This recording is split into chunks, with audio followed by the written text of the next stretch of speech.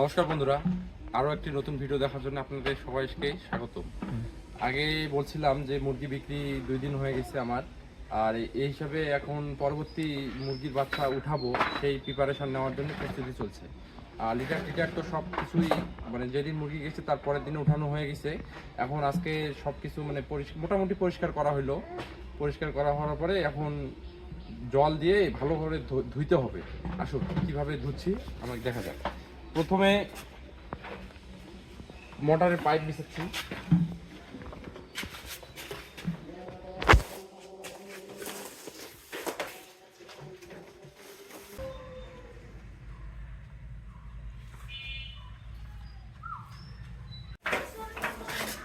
তো বন্ধুরা, ফার্মটা একটু ফাঁকা ফাঁকা লাগতেছে, জাস্ট মুরগি বিক্রি হইতে সবকিছুই মানে মনে করেন যে গোছানো ভাবেই আছে।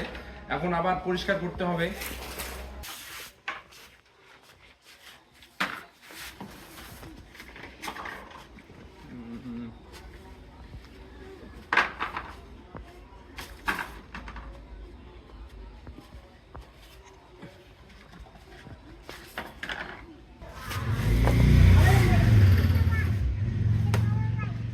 এখন মোটরটা স্টার্ট করি।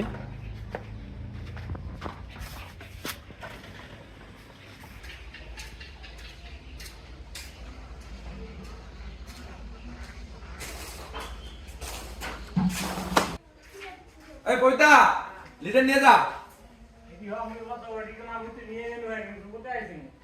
তা মুখ ফোন দিস নাই, ওটি কোনো থোয়া যাবে না। তো সারাদিন একটু কাজ করলাম, তো যার ফলে একটু সন্ধ্যা হয়ে গেছে এখন।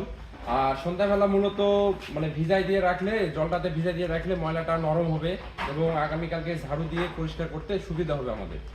তো দেখেন,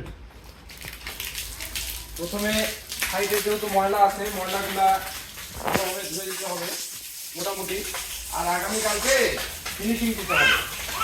একদিনে দিলে মানে হবে না, উঠবে না, কারণ 30 দিন 32 দিন একটা জিনিস এখানে স্থির ছিল, একদিনে তো উঠে সম্ভব না।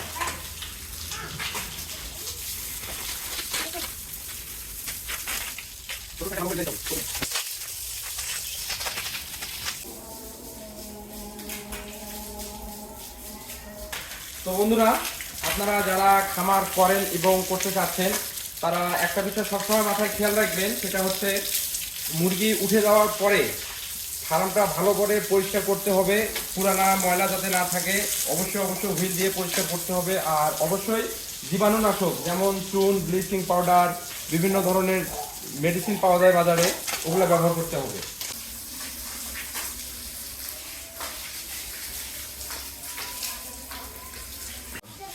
ভালো করে পরিষ্কার করলে হবে কি, দেখা যাচ্ছে যে আপনার মানে যেটা লটের মুরগি বিক্রি করছেন সেটাতে বিভিন্ন ধরনের ব্যাকটেরিয়া থাকতে পারে। আর নতুন যখন উঠাবেন সেটা আক্রমণ হওয়ার মানে সম্ভাবনা থাকে।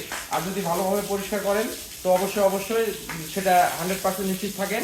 পরিষ্কারের উপর আপনার ডিপেন্ড করবে। খুব ভালো সুন্দর করে যদি পরিষ্কার করেন তাহলে আর করতে পারবে না সেটা।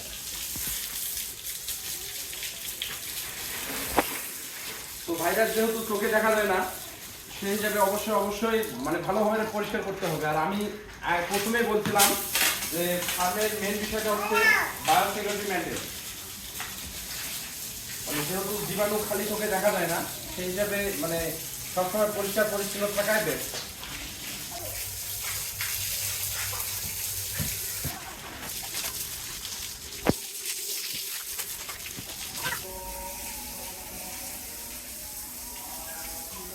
ইটগুলাতে মানে জলের পাত্র দেওয়া হয়েছিল, ইটগুলো ভালোভাবে পরিষ্কার করে নিতে হবে।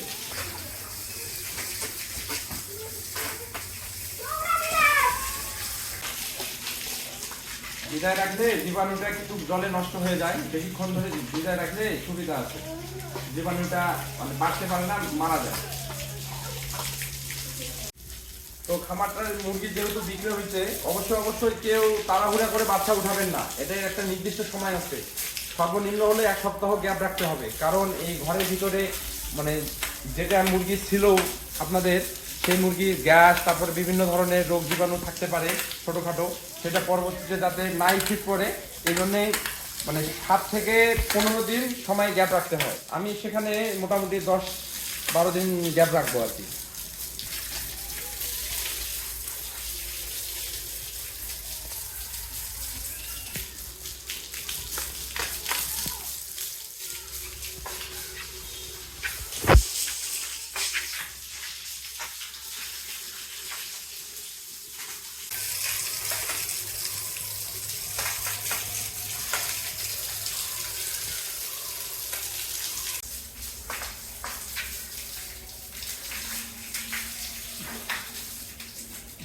তো বন্ধুরা, এক রাত ভিজায় রাখার পরে ময়লাটা অনেক নরম হয়ে গেছে। আর প্রথম স্টেটমেন্টে শুধু জল দিয়ে পরিষ্কার করতেছি, এরপরে হচ্ছে আবার ডিটারজেন্ট পাউডার দিব, ডিটারজেন্ট পাউডার দিয়ে ফিনিশিং মারটা দিয়ে দিব। আর পরবর্তী স্টেটমেন্টে চুন এবং ওই ব্লিচিং পাউডার কিভাবে মিক্স করতে হয় সেটা দেখানো হবে।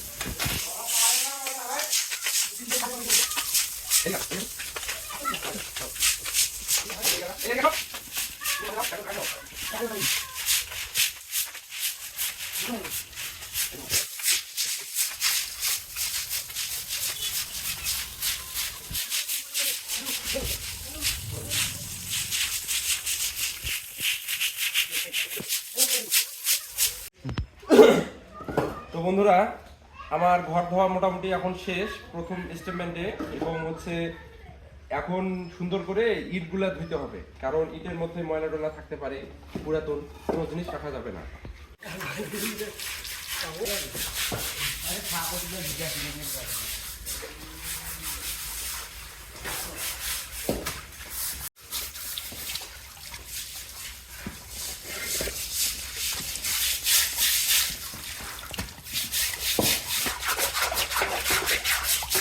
তো বন্ধুরা, দেখতেই পারলেন আমি কিভাবে গোটা শেডটা মানে ভিজায় রাখলাম। আর মানে আগামীকালকে পরবর্তী ভিডিওতে দেখাবো আমি কিভাবে মানে শেডটা পরিষ্কার করতেছি আর কি। পরিষ্কার করার পরে তারপর কিভাবে চুন দিচ্ছি, কিভাবে ব্লিচিং পাউডার দিচ্ছি, কিভাবে ডিটারজেন্ট পাউডার দিয়ে ওয়াশ করতেছি।